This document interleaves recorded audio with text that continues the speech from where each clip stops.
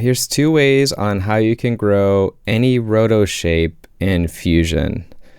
So let's say we had cut out this because it was defocused and we needed to change the background, or maybe there was motion blur that we needed to take care of. So here's two different tools to do that in Fusion.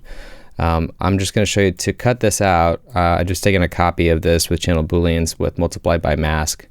It could be any sort of way of doing this. That's just how I like to do it.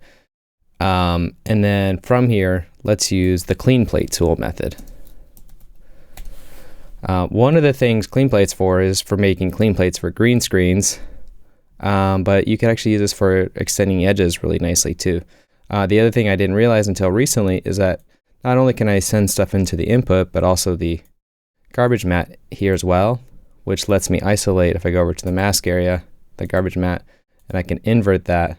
So now when I go to the plate and I say grow edges, I'm growing right off of those edges of my original mask here.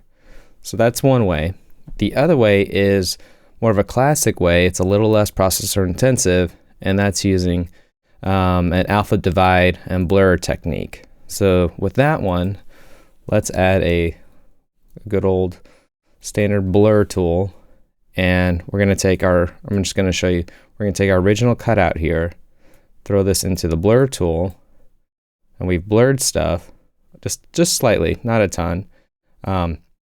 If you wanted to blur it more, you certainly could, but the idea here is we have these semi-transparent pixels that have been pre-multiplied. Well, to make them solid again, we're going to divide them out.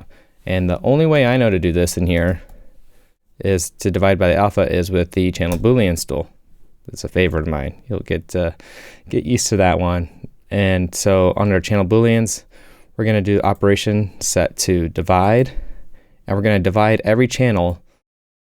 See, right now it doesn't quite work because we're dividing red to red. We want to divide everything by the alpha channel.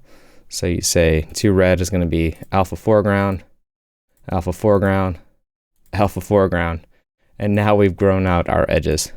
Now you'll notice there's a difference here. The clean plate method has kept the detail of the inside part of the core of that mask. This method hasn't, but all you have to do to get stuff back to normal is just merge the original cutout back on top of it.